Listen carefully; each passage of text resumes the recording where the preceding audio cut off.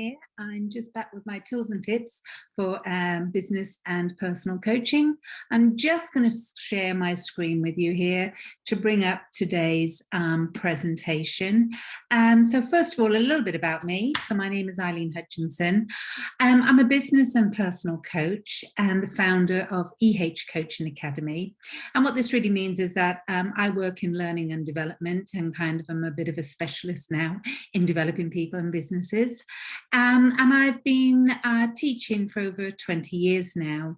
I have authored books on coaching and mentoring, and these are linked to ILM, which is the Institute of Leadership and Management training programs, and my coaching model, the Insight Cycle, is referenced in 2 academic texts translated into 10 languages.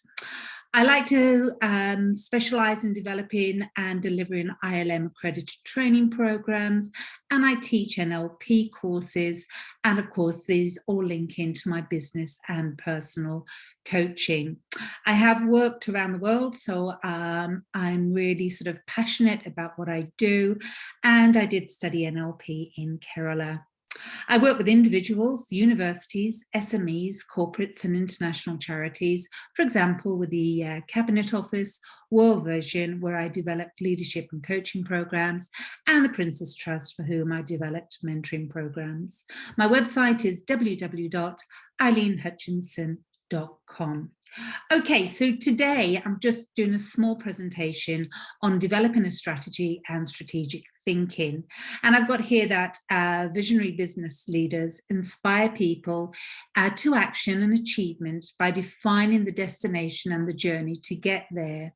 And I have a quote here that I wrote last year, and it says, "It never ceases to amaze me to see how we all as individuals have the power to truly change and inspire others." And this has to link into what's happening and what's playing out in the world today, and particularly Ukraine. And I think, President Zelensky is absolutely incredible with what he's done and how he's not only inspiring people within his own country, but actually how he's inspiring the rest of the world. And we are on the brink of a new way of living, being, but I can't not, mention him today and how much this has affected me. But actually, linking this in to sort of like strategy and strategic thinking very much is playing out in front of our eyes. And my prayers and thoughts are with everybody in Ukraine. So not wanting to play that down, I want to move ahead with the presentation for today. So when we're looking at developing a strategy, you may be thinking of delivering growth in income for your business, launching a new product, introducing apprenticeship through digital marketing, etc. It could be a range of things, but you need to develop a strategy for these. So even with clearly planned strategies, unexpected events and crises can cause deviation from the planned outcomes, with an emergent approach needing to be applied. As such, it is essential to have an effective process or processes in place to respond to both opportunities, threats and crises in order to underpin and support the formal planning process. So let's look at strategic planning. So to achieve the desired goals and purposes of your business, business leaders will need to make choices and decisions about which approaches to take. To do this, a strategic planning process needs to be applied, which will look something like this.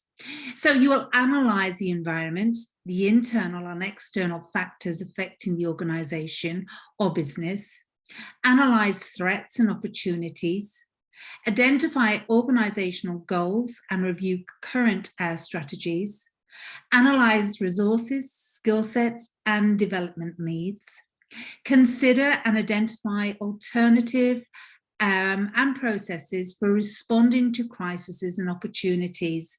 Now, this is always great when we have the funds and the staff to do this, because then we can make a strategic decision. However, for people that are working in a very small SME or who are sole traders, really coaching can help you with regards to starting to put a strategic plan in place. And it will depend on the business that you're actually intending to grow. So again, if you're a sole trader, you may not have the funds, and actually you might decide that what you want is actually a lifestyle business, but you need to still have some strategic planning around how you're going to achieve your objectives. So according to Osterwalder 2010, a strategic plan requires consideration of the following. So what is the current situation? And this is where you need to be real with regards to what you want to do. You need to look at what is happening at the moment. What are the organizational needs? How does this fit with the organization mission? And again, for anybody developing a business program, you need to kind of have your mission outlined, and your development and growth strategy has to be looked at. And it does take time to develop. What do you want to achieve? So if you're in a small team, again, the team need to be involved. What do you want to achieve? What do we need to do, or what do you need to do? And what is the vision? How will processes and systems need to change? What investment will be needed? Is the vision feasible?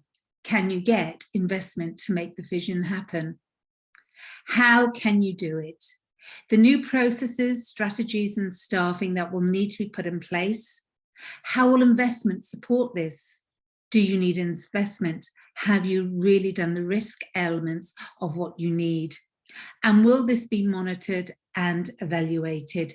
So these are very good questions with regards to what you want to do and how you're going to get there. So let's look at some strategy models. So a strategy model identifies the purposes of the organization or business and the processes that will be followed to achieve this. Strategy models may be basic ones. These have fewer components and are likely to apply to a whole organizational context, e.g. SWOT and PESTLE. Complex, these have multiple components and focus on the operation of the organization or business as a whole, considering factors such as resources, availability, organizational culture and values, and McKinsey's 7S framework, Porter's five forces, as well as the balanced scorecard, which we're going to look at a little bit more in detail.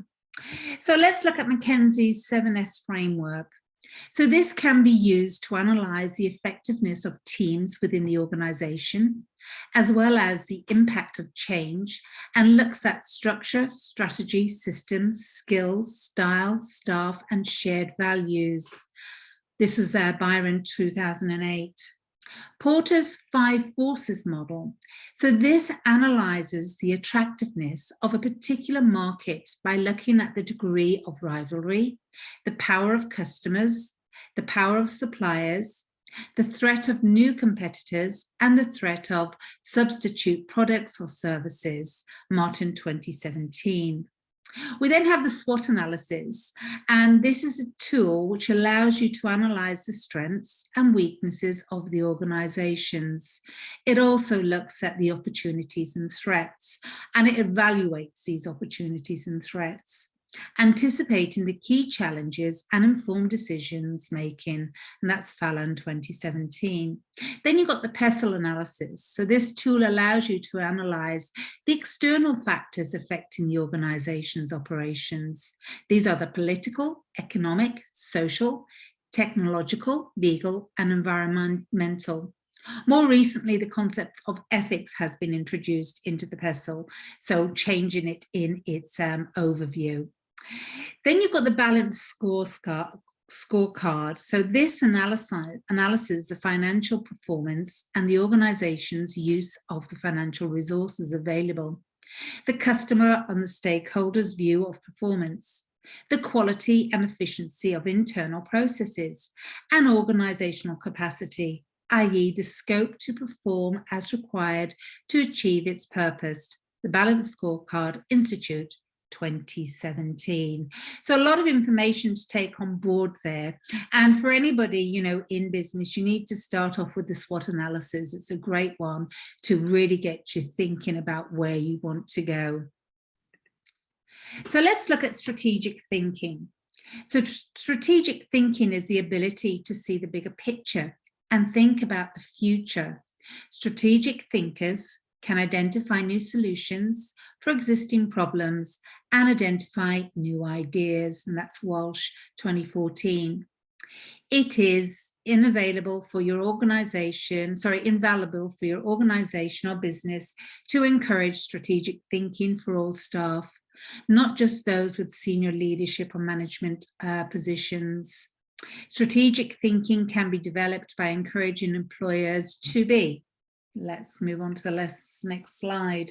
So to be future focused, thinking about the future, what can you do today to get there to the future? Risk takers, adaptable, learners, always learning, always knowing and finding out more information, creative, effective, and efficient. So think about this with regards to how you work. A lot of people that are creative don't really like doing this sort of like dotting the I's and crossing the T's. And so you need to have somebody within the team or within the business that can help you with that process. A lot of entrepreneurs are risk takers, absolutely, and very future focused. So let's look at some top tips for strategy. So remember that strategy is a process. If you don't start now, it won't happen. Keep revisiting your goals to ensure the strategy effectively aligns with these. So make short, medium, and long-term goals. Involve all stakeholders. Again, if you're a small SME, bring the team on board or your customers to help you understand really some blind areas that you might have within your thinking processes. Communicate effectively, ensuring the message is understood with outcomes, accountability, and deadlines clearly defined. Monitor and review, continuously testing your assumptions. So that's just a very small presentation on strategy and strategic thinking. Again, for more information, blogs and videos, you can go to my website, which is www.eileenhutchinson.com. So I'm just going to stop sharing here now, and thank you very much for engaging with me on this very small presentation, and I look forward to being back with you again tomorrow. Take care. Bye-bye.